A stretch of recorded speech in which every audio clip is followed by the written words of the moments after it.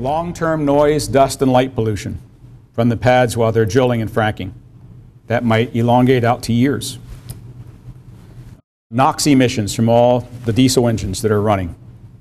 Higher probabilities of spills of frac fluid when you're dealing with millions or tens of millions of gallons on a pad, transporting back and forth and storing, the probability of a spill goes up. And venting and accidental emissions of produced gases, and that's the next thing we're going to talk about, because we're going to go to myth number 3. You've probably seen recently ads on TV where the American Petroleum Institute or the American Natural Gas Alliance, they have up to 5 or 6 layers of steel and cement protecting groundwater. That's true. What they want you to think, though, and this becomes the myth, is that with 5 or 6 layers of steel and cement, a well can never leak. That's not true. I'm going to prove it to you using industry data and statistics.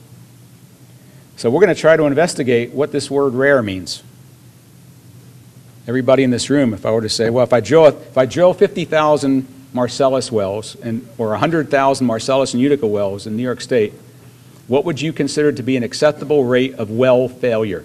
That is, a well's inability to contain all the hydrocarbons it's supposed to produce. They're leaking outside the well. What would you accept as a reasonable rate of failure?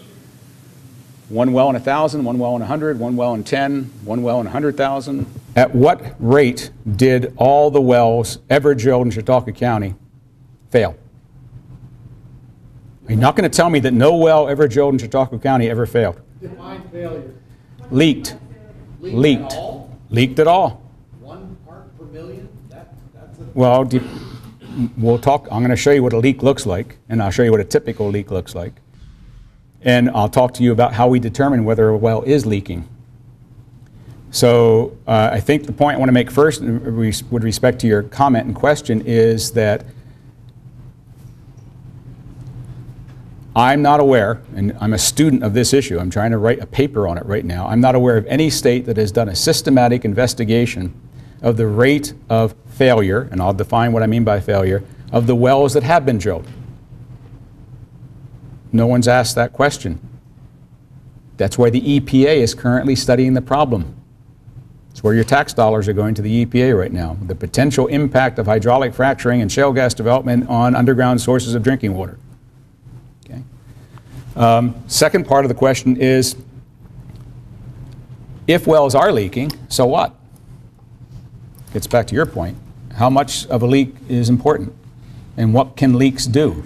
Why should we worry about leaky wells? It would be an important tangent for me to tell you the number of cases I've been involved in the last 4 years in Pennsylvania and in Texas, in which anecdotal information like yours was readily available.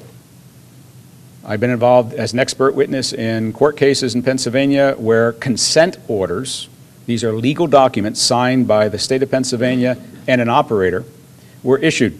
A consent order says, DEP says to an operator, you failed. Your wells contaminated, your oil and gas wells contaminated these people's water wells, and the people are named. It's a legal document. So this idea that there's never been a single documented case of water well contamination by fracking, that's probably true. Who the hell's talking about fracking? I'm talking about drilling.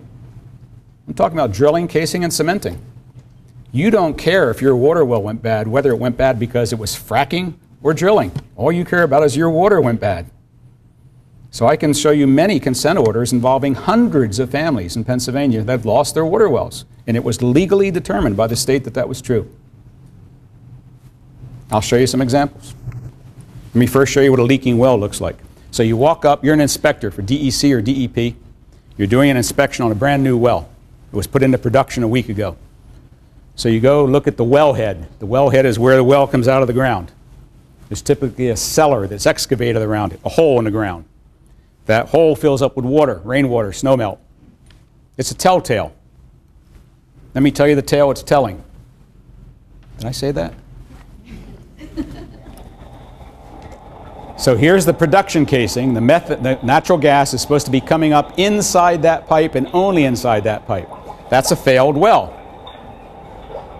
That bubbling is methane and other hydrocarbon gases that are now being allowed to come from down there somewhere, perhaps from the Marcellus, perhaps from any other shallow gas, and it's leaking outside the well.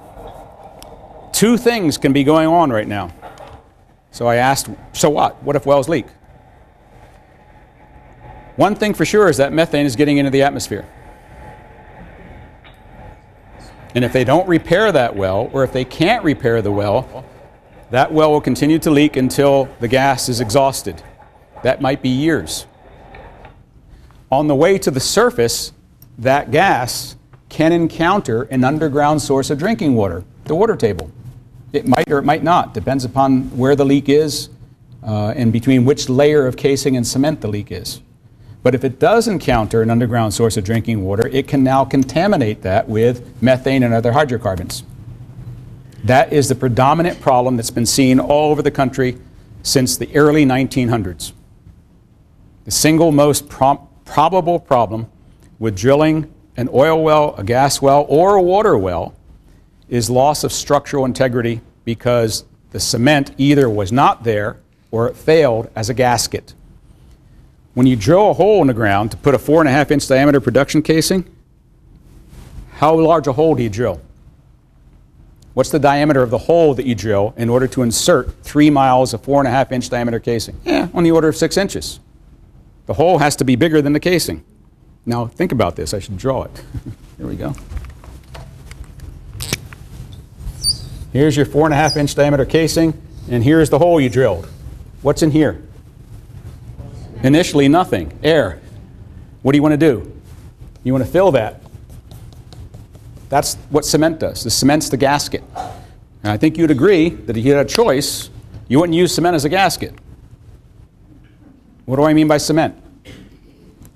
Type 3 Portland cement. Anybody know what that is? High early strength Portland cement plus water, plus 2 additives at least. One is an additive that decreases shrinking. The other is an additive that decreases the stiffness of the cement because you want the cement not to be so stiff so it can move around without cracking. And another additive that decreases the permeability of the cement so if gas starts to migrate through it, it migrates slower. That's what's used. It's what's been used for 50 years. Every year, Halliburton and Schlumberger come out with a new version of cement that leaks less, cracks less, shrinks less. Good. Keep it going. But there are a lot of ways that cement can fail. This is just a list of some of them. No time to go into the details. I'd be glad to send you papers. The industry is full of papers describing all these problems. The 3 most important problems in drilling an oil or gas well are cement, cement, and cement. And I'm not the first person to say that. Here's an example. Here is a production casing. Here is a surface casing. This is supposed to be cement. And obviously it's not sealing because of a problem with they forgot to do a good job of cleaning out the annulus. Right? That annulus is not clean. It's full of rock debris. It's full of drilling mud, grease, oil. You got to clean it out, otherwise the cement doesn't go in because you want the cement to stick to the outside of the steel, the inside of the steel, and if this were the rock out here, it has to stick to the rock. You design a system to do that. It's hard. Industry data. How rare are cement failures? How often do wells leak? I'm going to show you 3 sets of data. 3 distinct sets of data. This is the oldest. It's from 2003. 10-year-old data. It's for oil and gas wells, not shale gas wells, from offshore. So these are wells that were drilled offshore, which means very expensive wells. This is the age of the well, and this is the percentage of the well at each age that leaks. Got it? So for example, the newest wells are right here. They're less than a year old, and they leak at the rate of about 5%. 5% of the wells are leaking brand new.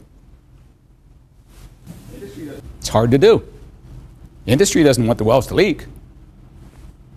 As wells age, you see that the percentage that are leaking goes up. That's for 2 reasons. One, the older the well, the older the technology. Right? 2003, this 30-year-old well was drilled in 1973. But it also indicates that as wells leak, it's more often the case that casings corrode, casings crack, cement shrinks, cement cracks, cracks and cement debonds. And so you'd expect naturally to see the rate of failure go up with time. But that's not modern state-of-the-art shale gas development. Fast forward to 2009, so this is now a 4-year-old paper. This is data from 340,000 oil and gas wells, all in Canada, all onshore. They show that of those 340,000 wells, taking into account all of them and averaging out all of them, somewhere between 4 and 5% are currently leaking. 4 to 5% of 340,000 wells is something like, what, 14,000, 13,000 leaking wells? Not a small number. This study went further and differentiated between wells that were vertical and wells that were deviated. So it includes some modern shale gas wells, including British Columbia, the ones I showed you. So they found out that when they looked at wells that were deviated, curving, the rate of failure was much higher, significantly higher. It's harder to cement a well which is curved than cement a well which is vertical. So all the wells, I think, in Chautauqua County are more or less vertical. It's easier to cement them. So why would I worry about shale gas wells in Chautauqua County being different? Because they have to be deviated. I'll let you imagine. Why would wells that are curved be more difficult to cement? Think about that. Can you visualize? It has to do with gravity. If I have a well which is horizontal, what does the cement want to do when I pour it in there? Go to the bottom. Okay. If the well is vertical, what's gravity doing? It's helping. It's consolidating the cement. Some things are obvious. So again, this is not all shale gas wells, and it's from data that was collected over the years 2005 to 2008. So 2 of my colleagues at Cornell and I spent the last 6 months literally poring over the data that the Pennsylvania Department of Environmental Protection publishes on its website. Anybody can go look at the data and repeat the study that we're doing. The Pennsylvania Department of Environmental Protection website, you go to Minerals, you go to Marcellus, and you start looking at their violations database.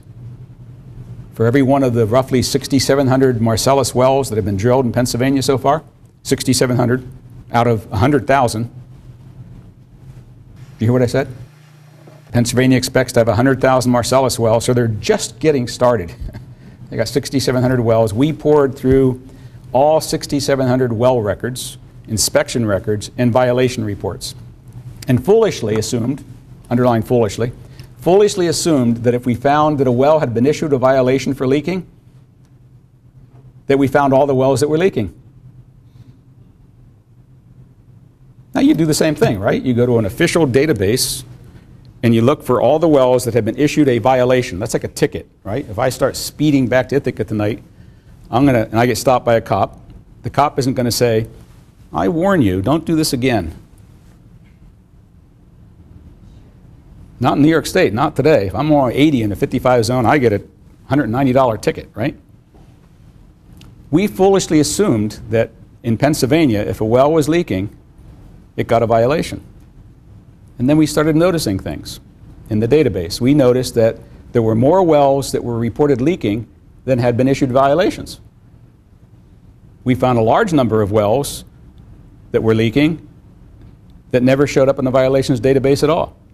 We found wells that were in consent orders. Those are the legal documents I mentioned before, where the Pennsylvania has declared in writing legally that they have found that an operator has caused contamination of somebody's drinking water well because their gas well was leaking. And those wells did not show up in the database at all. Oops. We foolishly assumed something. So then we went back and looked not at the violation reports, but the inspection reports. Inspector goes to a well, has to write a report. What did I see? What did I sense? Put a sniffer at the wellhead, no gas. Look, no bubbles. Well's fine, right? Yes or no? Not necessarily. Not necessarily. A well can leak but not show any leakage at the wellhead. That's called gas migration. A well can be leaking from 1,000 feet down, 2,000 feet down, 3,000 feet down, and that methane or other gases can be migrating, and I'll show you videos of that. So foolishly, we made some assumptions, and we then updated our study, and we're writing a paper on this right now, but I'll tell you that in 2010, we found that there was a 6% rate of failure. Failure defined as an inspector went to a well and either detected through a sniffer or saw with his or her eyes that the well was leaking. It might have been 1 or 2 bubbles per second. It might have been roiling, but it was leaking. 2011, the rate of failure went up to 7%. 2012, the rate went up to 9%. Those numbers are similar to what was in the literature, and they don't show that the industry is improving. All right, you do the math. I don't think the DEC has not, in its economic analysis of shale gas development, used this data. I gave this data to Joe Martens, handed it to him, literally, sitting in his office. I said, here, Joe, why isn't this data in your SGEIS? His answer, well, it wasn't him, one of his associates sitting next to him said, Professor Ingraffea, you're assuming that just because a well got a violation that it was leaking. Excuse me, I can understand where if a well is leaking, it doesn't get a violation, but now you're asking me to accept that if a well is given a violation for leaking, it's not necessarily leaking. All right, so Joe Martens has the data. We'll see if it shows up in the next version of the SGEIS. Because if this data holds true, if the operators currently in Pennsylvania are having well failures at the rate of 8%, why should we expect it to be any different in New York? It's the same operators, same drill rigs, same fracking rigs, same technology, same casing, same cement. That's infancy failure rate. It climbs. So let me show you another video that proves that it's possible that a well cannot be leaking at the wellhead, but be leaking. Now, I've got a bunch of videos like this. Nice trout stream, huh?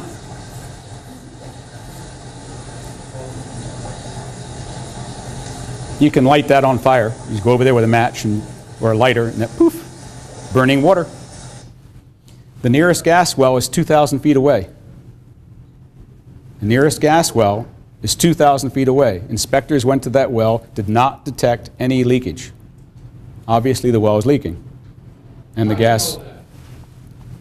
2,000 feet away. What technology is this? You sample that, this is the DNA of the gas. You sample that gas isotopically, and you sample the gas coming out of the well 2,000 feet away, and they're isotopically identical. Is that proof? No. Is it a good indication? Yes. So now you're asking me to believe what the oil and gas industry traditionally demands, which is absolute, certifiable, undeniable proof. Show me where that exists anywhere. Methane is naturally occurring throughout any place where there is an underlayment of shale. Absolutely. The wrong question to ask. The right question to ask is, in my water well, or in my trout stream, or in the Susquehanna River, had one ever seen this bubbling occurring? Yes or no? If the answer is no, and a shale gas well is drilled nearby, we now have a temporal correlation. We do not have a proof. So we would be asked to accept the possibility of a coincidence. Now we're into statistics. And you know what you can do with statistics. Okay? So to prove that that methane bubbling in that stream came from the well that was inspected, one does isotopic analysis. That's right, 1822, if I remember correctly. It's 12 feet deep. Casing was wood. Say again? Yeah, and there was a natural seepage of methane, sure. No, I'm not denying, let me make sure that you understand, I am not denying that methane seepage into people's drinking water well and natural occurrences of bubbling in streams and ponds occurs wherever you have shale that contains natural gas. It's the wrong question to ask. The question to ask is, when did it start? And is there a contemporaneousness in space and time? And can you now prove, isotopically or any other way chemically, that there's a correlation between what you're now seeing and what's coming out of the shale gas well that was not there before? That's really difficult to do. So everybody Anybody here on a private drinking water well? You all have methane in your water. I guarantee it. But according to the latest statistics determined by the Department of Environmental Protection of Pennsylvania, and I can show you the statistics if we have time, they investigated something like 3,800 private drinking water wells in Bradford County. They tested them for methane. 3% of them had methane at levels above 7 milligrams per liter, which is the legal limit in Pennsylvania to declare the well contaminated. 3%. 98% had less than 1 milligram per liter. Okay, so everybody has methane in their water. So what? Question is, how much methane do you have in your water, and did the concentration change? And if it changed, was it contemporaneous with nearby drilling? And can you establish a causal condition? That's difficult to do. Fluid migration from faulty wells is a rare phenomenon. I don't think 5–10% rate of failure is rare. Not when you have 100,000 wells. And DEC did not do an economic analysis, nor did they do the subsequent science. The next science question that has to be answered is, for every well that's leaking, what's the probability that a water well will be contaminated? It's quite possible that one leaking gas well will not contaminate any water wells. It's also possible that one leaking gas well can contaminate many water wells. Depends upon the hydrology. Somebody has to do that science. Hasn't been done yet. Somebody has to do the economic science. If you have to restore drinking water to 10,000 people who have lost their water wells, how much does that cost? It could be possible that a well is not leaking because it's leaking up through other people. Absolutely. All these things are possible, and we don't know scientifically verifiable data and statistics relevant to the most important science questions. Last myth, natural gas is a clean fossil fuel. Let's define our terms. The word clean here doesn't mean you wash your hands with it. The word clean here in this myth is meant to communicate to you that natural gas is less harmful to the environment and climate change compared to oil and coal. Clean fossil fuel. That's the message that they're trying to send. If you burn natural gas, it's better for climate change than burning coal or burning oil. Is that true or not?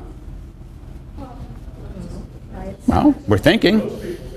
Most people think so. Let me change your minds. When you burn a fossil fuel, what's one of the outcomes of burning a fossil fuel? What do you produce? Carbon dioxide. That's chemically undeniable. You burn coal, you burn oil, you burn natural gas, you get carbon dioxide. That's a bad thing about all fossil fuels. If I take the same energy equivalent amount of coal, oil, and natural gas, the three fossil fuels that we burn, coal, oil, natural gas, take exactly the same number of BTUs and burn them, which produces the most carbon dioxide? Coal. Which produces the next most? Oil. Which produces the least? Natural gas. Therefore, natural gas is a clean fossil fuel. It's true. Can we go home now? Wait a minute. Whoa, we're getting the wool pulled over our eyes. The Supreme Court of the United States a few years ago had a landmark decision. You might remember it. There was a lawsuit brought by the oil and gas industry claiming that the EPA had exceeded its authority as a regulatory body by declaring carbon dioxide a greenhouse gas. And the Supreme Court, in I think it was an 8-to-1 decision, said, oh, go away. Of course it's a greenhouse gas. Problem is that the EPA did not go far enough, because carbon dioxide is not the only greenhouse gas that's emitted when you produce and burn a fossil fuel. There's another one. So, a little background before we go to the other one. Carbon dioxide. Everybody admits that carbon dioxide is a greenhouse gas and it results in warming. Here's a graph brought to you by the federal government the last 5 years of the concentration of carbon dioxide in the Earth's atmosphere. It's rising. Now up to about 395 parts per million. Every time you take a breath right now, 395 parts per million of what you're breathing is carbon dioxide. It's rising at the rate of about 2 parts per million per year. The historical level of carbon dioxide pre-industrial revolution was about 350 parts per million. At the rate at which we're going up, we'll reach 450 in 30 years. Remember that number 30. If we get to 450, this is my opinion, you can argue with me, the best climate scientists in the world say that if we get to 450 parts per million of carbon dioxide, we will have raised the Earth's temperature by about 2 degrees centigrade over its pre-industrial baseline. And if we raise it by 2 degrees centigrade, 3.6 degrees Fahrenheit, really bad things are going to be happening. Want me to name them? Greenland ice cap, maybe gone. Polar ice cap, going, gone. Melting of permafrost, increasing the temperature of the average temperature of the ocean, which decreases its ability to store carbon dioxide. More intense and more frequent intense storms. Those are all the things that climate scientists are saying will happen. Some say they're already happening. Up to you to decide. So that's carbon dioxide. Here's something you probably don't know. This is the historical record of methane concentration in the atmosphere. Here's the beginning of the Industrial Revolution, and you'll notice that starting with the Industrial Revolution, the concentration of methane since then has about doubled. Who cares about methane? Let's go to the more recent record. Here's the last, 15 years, 16 years. Methane concentration continues to rise. We're about 2 parts per million. Every breath you take in this room right now, you're breathing in methane. 2 parts per million. That's the natural background level on the surface of the Earth right now. The problem with methane is this. It's a much more potent greenhouse gas than carbon dioxide. Interpretation. Take a molecule of carbon dioxide, CO2, a molecule of methane, CH4. Which has the larger potential for heating in the atmosphere? The answer is methane. By how much? Depends upon how long you're willing to wait. If you say over 100 years, how much more heating would have occurred because of 1 molecule of methane compared to 1 molecule of carbon dioxide, the answer is about 33 times more. If you're asking the question, say, over the next 20 years, how much more heat is trapped by a methane molecule than a carbon dioxide molecule, the answer is about 100. Ooh. That means that a very small amount of methane, unburned, hasn't been turned into carbon dioxide and water.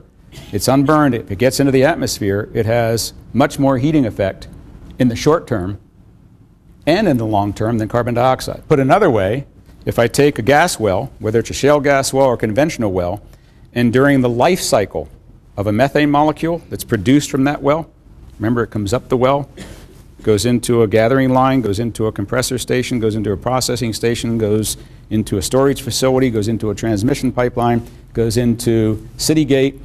From city gate goes into distribution lines, and from there it goes into your home to boil water or heat your house. That's the life cycle. If 1% of the gas produced from a well leaks, that's the same thing as if we burned it twice over a 20-year period. So now you got to ask, is natural gas a cleaner fossil fuel? Well, that takes a lot of investigation. And the investigation started, well, let me back up. Let me show you where the leaks occur first. During drilling, during frac fluid flowback, leaks at the well site, during liquid unloading, gas processing, transmission, there are leaks. The question is, how much is leaking? Nobody asked the question until 2011. So let me show you where some... Quantify how much of the gas was leaking? You said how many wells were leaking. Did you say, because you just said 1% leakage. Yeah. If 1% of the gas produced from any well over the lifetime of that well finds its way into the atmosphere without being burned. And so in your experience, how many wells have a leakage of that? I'm about to tell you. That's the question. All right, so let me show you where some of the leaks are. First, we're going to go what industry calls upstream. Upstream means on the pad. Okay, midstream means from the pad to where it goes into a transmission line. Downstream means from transmission line to your home. Got it? That's industry definitions. So let's go to a pad. We're going to go to Dimmock, Pennsylvania. We're going to go to a pad that's experiencing flowback. Well has been drilled, well has been fracked, fluid is flowing back. As the flowback fluid comes up the well, gas comes up with it. That was the whole idea, get the gas out of the well. 3 things you can do with the gas during flowback. You can capture it and send it into a pipeline, which would be the preferred thing to do because it's product. But if you don't have a pipeline, you can't do that. And to have a pipeline in place for every well means you had to build the pipeline, which costs money. Second thing you can do is flare it. You separate it from the fluid, put it in the flare stack, and you burn it. That's not good. You're wasting product. You're lighting up the night. Sounds like a jet engine. It's our children's and our grandchildren's inheritance that we're burning, by the way. You can't make more natural gas on a human time scale. And you're burning it, which means you're creating carbon dioxide on the pad. Third thing you can do is vent it. Doesn't go into a pipeline, doesn't get flared, you just let it go into the air. So let me show you what a venting looks like. Regular photograph, I'm showing you this piece of equipment because I'm going to use it for scale in the video I'm going to show you. I'm going to show you a video, and when you get to the end of the video, you're going to see this piece of equipment come back in. This is water vapor coming up from the frac fluid. It's 250 degrees down there, so the stuff that comes up is hot. I'm going to show you a video that's in false color using forward-looking infrared, FLIR. It's a camera that uses FLIR technology to detect very small temperature differences between constituents. In this case, small temperature differences between methane and other constituents in air. So anything you see here which is yellow is methane.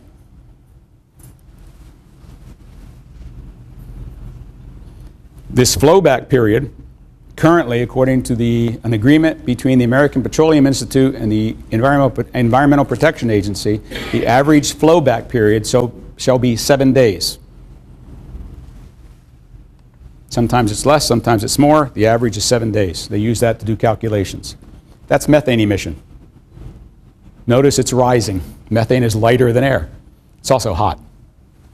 So up it goes. That's, I don't know, a couple 100,000 cubic feet per day. And those are trees, right? These are trees. And you'll see the scale, you'll see the piece of equipment come in and you'll get the scale back. So that's an example of an upstream emission. And we used videos like this to write a paper a couple years ago. I'm going to say a few words about in a minute. Let's go to a paper that we wrote at Cornell 2 years ago, in which we did an estimate, not a measurement. Ours was the first paper that asked the question, how much methane is leaking from a well over its lifetime and over the life cycle? Given the lifetime of a well and the life cycle of the gas that comes out of that well, how much is actually getting out without being burned? We asked the question. The only answer we could use was estimation because no one had made the measurements. So we made an upper bound estimate and a lower bound estimate. We think the answer is somewhere in between. Since then, people have actually gone out and started to measure. Thank God, that's what we suggested in our paper. We were pilloried by the industry for suggesting it. The industry said, we know how much is leaking. None. No, that's not quite right. The one industry paper that appeared in the peer-reviewed literature said 0.1% of all the gas produced by a well in its lifetime over the life cycle is leaking. 0.1%. So, okay, people are now going out and actually making measurements. So here are upstream and midstream. This means at the well site and before the gas gets into a pipeline. 2 papers in the last 6 months, one out of Utah, one out of Colorado, both done by your federal government, NOAA. Up to 9% of production in Utah, between 2.3 and 7% of total production in Colorado. That doesn't include pipeline leakage. Pipeline leakage can occur in a transmission pipeline. Those are the large diameter pipelines that transmit gas interstate long distances at high pressure. But there are also distribution pipelines, the ones that run under our city streets and take gas to our homes and our companies. That's downstream. So data is just starting to come in now on downstream measurements. So this is very recent, January of this year. Professors from Boston University and Duke used state-of-the-art technique, laser ring-down measurements, put it in a truck and drove 720 miles of downtown Boston streets and measured in real time the concentration of methane in the atmosphere and its isotopic fingerprint to determine whether it was methane coming from a decaying rotten log or from a landfill or actually leaking from a distribution pipeline system. So anything that's red is background, 1.9 parts per million, roughly 2 parts per million. Anything that's yellow is above background. That's leakage. This is essentially a map of which distribution pipelines are leaking under the streets of Boston. And as you can see, in some cases, it's 10, 15 times higher than background. So there's a significant amount of leakage. The next paper in this series will turn that number into a leak rate. How much of the natural gas that's transported by transmission lines to the city of Boston never gets burned? That's the next paper in this series. We're not there yet. We're doing the same kind of study in Rochester, New York, starting next month. And we did a very similar study that we just submitted to the Journal of Science, where we rented a plane and flew over Washington County, Pennsylvania for 2 weeks last summer, making measurements like this. And in that case, we found the same thing. There's a relatively high concentration of methane that's coming from coal mines, old oil and gas wells, and new oil and gas wells, and pig farms, and cow farms, and landfills. So we have to do isotopic analysis to figure out where it's coming from. It's interesting science. And I repeat what I said before. We should have done this before. We should have had the answers. In any form of energy generation, there are losses. Yeah. But here we're not talking about loss of gas as a potential product. Here we're talking about the loss of gas having an impact on climate change. You're opening up a broad area discussion, which is what is the efficiency in terms of environmental impact of any energy production form. They all have an environmental impact. Absolutely. I'll come back some other time and talk about the other paper we're writing. I'll hint at it at the end. We're doing comparisons for New York State, our state, of what happens if we proceed with shale gas development and what happens if we proceed down an alternative path. Nothing is free. They all have economic consequences and environmental consequences, and if you do your science correctly, you can make informed decisions, hopefully not emotional ones. What about our water? I'm sorry? Clean that water. Eventually, we'll run out of water. Where do we go for a drink? Again, a very broad topic of conversation. Water supply and wastewater disposal. Let me finish, and then during the Q&A, perhaps we can come back to that. Is that okay? Okay, I'll try to speed up. This is the paper we published in 2011. We compared shale gas, conventional gas, coal, and diesel oil in terms of the carbon dioxide that's generated. So the black is how much carbon dioxide, and you can see that natural gas is cleaner than coal and oil. Generates less carbon dioxide, less black. Blue is how much carbon dioxide is generated while you're trying to get the stuff out of the ground. All those diesel engines running. And the pink is methane. So the vertical axis is impact on climate change. So this is our upper bound estimate, this is our lower bound estimate, and even our lower bound estimate makes shale gas, quote, less clean, dirtier than coal or oil. When we wrote that paper, we were pilloried by the industry. We were discredited as being, let's see, what were the words used? We were hacks for the coal industry. We were being paid by the coal industry to try to kill natural gas, to make coal look better. No. We were called incompetent because we didn't know what we were talking about. I'm sorry, I know what the hell I'm talking about. We were told that we were being paid off by various environmental groups to lie to the American people. Oh, you can call me a liar if you want. Call me a liar to my face, though. Don't do it in a blog. And whatever you do, please don't publish a photograph of my home my phone number, and my address on your blog and suggest that I be visited? Yeah. That's what doing science in America sometimes leads to nowadays. It's a dirty business, folks.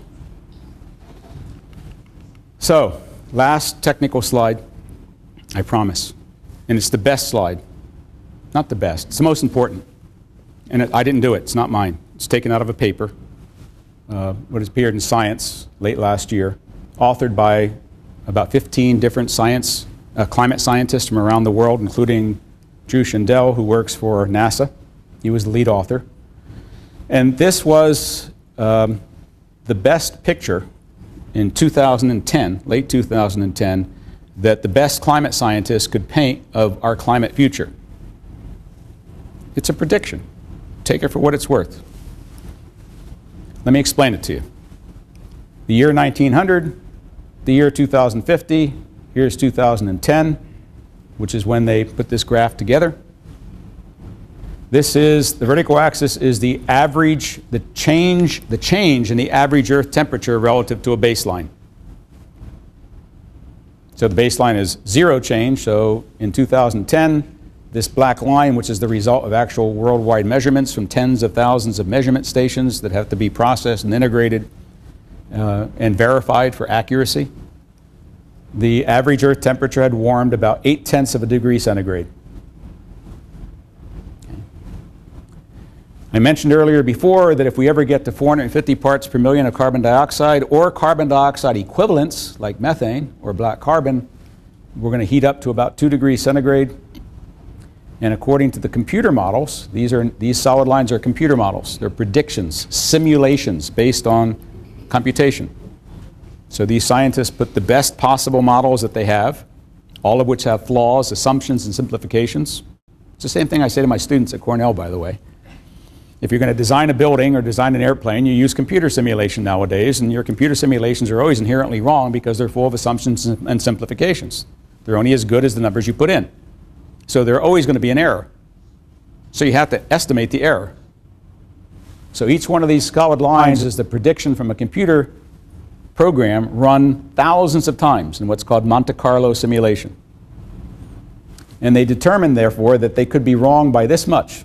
This purple line could be all the way up here, or it could be all the way down here, but it's someplace in between. The purple line represents the reference case. We do nothing in 2010 and thereafter to decrease the use of fossil fuels. We keep using them at the same rate we have been using them worldwide. This is not just US, this is worldwide. Computer model says we get to the yellow warning zone in about 2030, 2035. We get into the red zone in 2042. That's fewer than 30 years from now. We don't have 100 years to play around with this stuff. But the computer model could be wrong. We could be getting here, in which case we don't get to the warning zone until about 2080, or it could be here, in which case we got to the red zone in about 2030. Let's suppose in 2010 all the world leaders got together and said, let's start decreasing the amount of carbon dioxide we're putting into the atmosphere by, as quickly as possible, but certainly not overnight, as quickly as possible reducing the use of fossil fuels, because when you burn them, you produce carbon dioxide. That's the red curve. Nothing different. You still wind up getting into the yellow just about the same time. You delay by about a year or two getting into the red. Why? Why would drastically decrease? Because the carbon dioxide that's already in the Earth's atmosphere has been in there for 300, 400, 500, 600 years, and it's going to be there for 1,000 years, unless you take it out somehow. That's the problem with carbon dioxide. It's long-lived. Once you get it up there, it's there for a long time. You can go on the blue curve.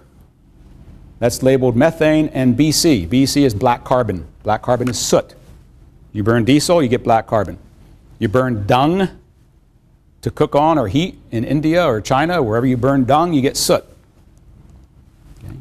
If we had started in 2010 reducing methane emissions and black carbon emissions, we see an immediate effect.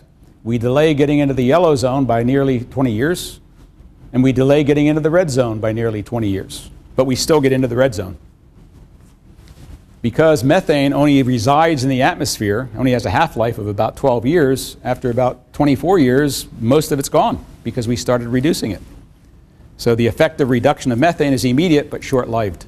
So if we want to prolong the agony, but don't solve the problem, prolong the agony but don't solve the problem, reduce methane and black carbon. On the other hand, if we had done what we should have done, in my opinion, which is much earlier than 2010, as quickly as possible within the constraints of maintaining lifestyle, reduced carbon dioxide and methane and black carbon, the computer models say that we never get into the red. We get into the yellow, but maybe we get into the red if the model's wrong, but maybe we never even get into the yellow if the model is here. Maybe that blue curve does this. We get up to about 1.4 degrees centigrade, but we avoid all the worst consequences. The reason I'm showing you this is that it's important to keep methane out of the atmosphere, and unfortunately there's a lot of methane put into the atmosphere when we develop fossil fuels, especially gas and especially shale gas, because it's big.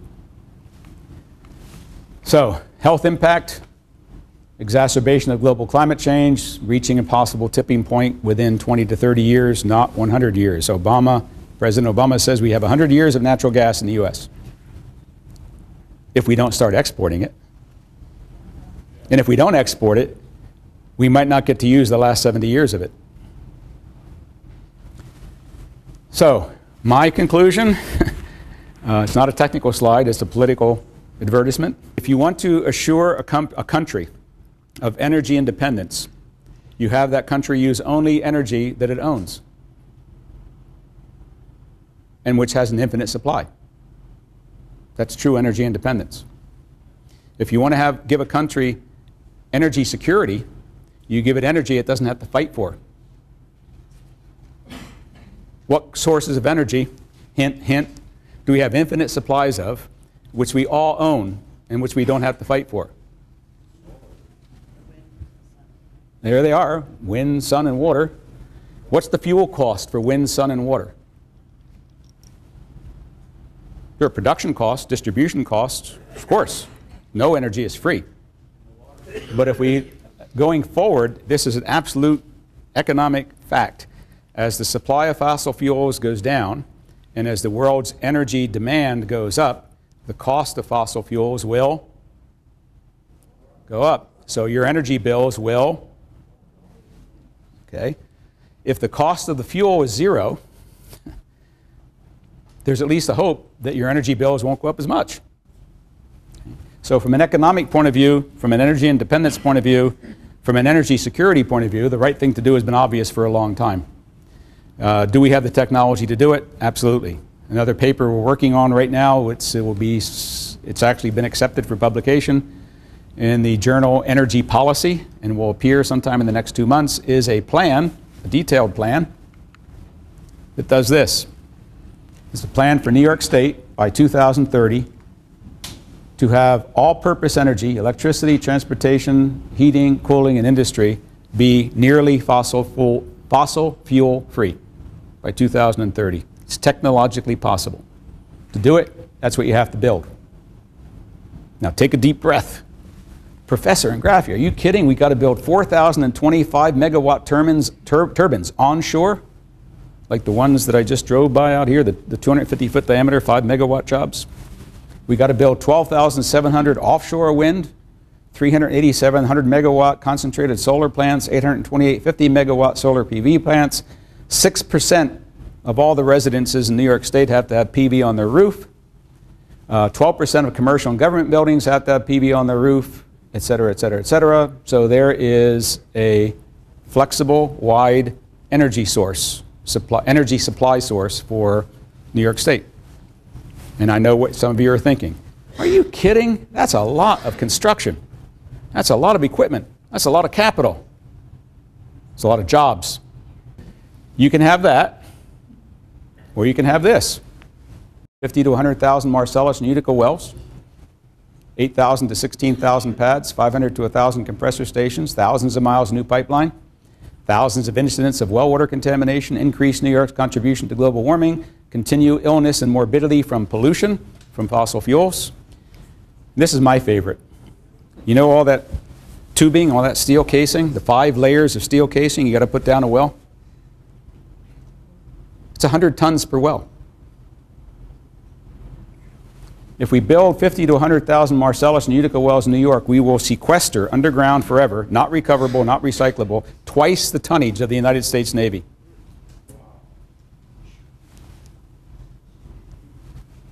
And you can imagine the amount of energy that it takes to build, construct, transport, and in place all that steel. So there are your choices. It comes down to do it that way, which is the traditional fossil fuel way, and that will get us another 20 or 30 years, and then we run out of natural gas.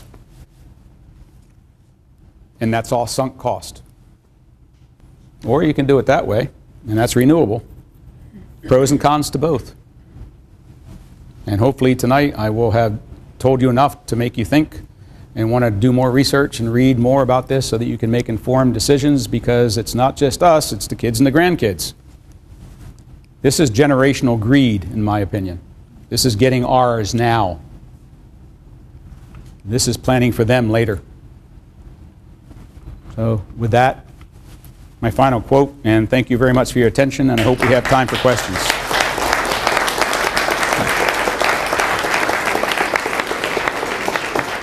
Last month, the President, in his State of the Union address, came out and said that the greenhouse gas levels are rolled back to the 95 levels before all this happened.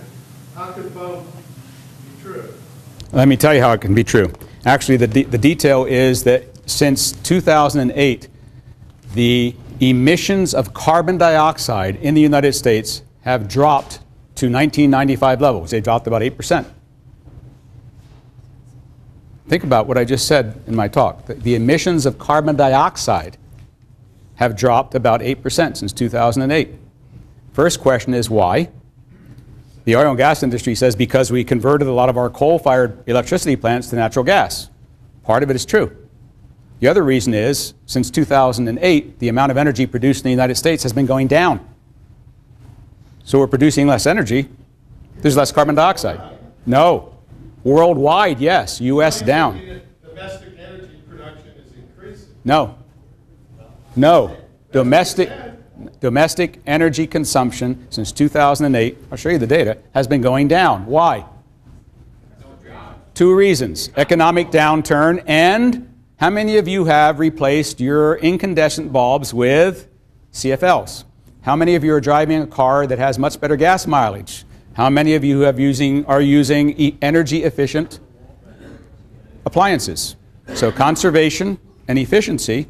And guess what else has happened since 2008? We've quadrupled the amount of renewable energy. So yes, shale gas has replaced a substantial amount of coal for producing electricity. But the reason why the carbon dioxide emissions have gone down is 3 reasons. Not just natural gas replacing coal, but renewables have gone up and they don't emit carbon dioxide, and we're producing less energy. But that's the lesser of the important questions. The most important question is, why aren't we counting methane? The President didn't say that the United States contribution to climate change has decreased. It hasn't. It's gone up because methane emissions have gone up.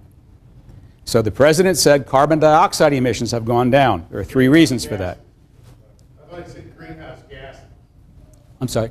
Greenhouse gas. He should have said greenhouse gas. He should have said, and he couldn't, that the U.S. contribution to greenhouse gases has gone down. He didn't. He said carbon dioxide emissions have gone down. And I think I tried to convince you tonight that carbon dioxide is just one part of the story. Is there any good use for methane? Oh yeah, absolutely. Don't get me wrong. Never say that Professor Ingraffea is against fracking. Never say that Professor Ingraffea is against the use of fossil fuels in any circumstance. Methane currently is used as feedstock for creating things like plastics. It's used as a feedstock for creating, how many farmers here? Where do you think your fertilizer comes from? You've got to have natural gas to make fertilizer. Okay?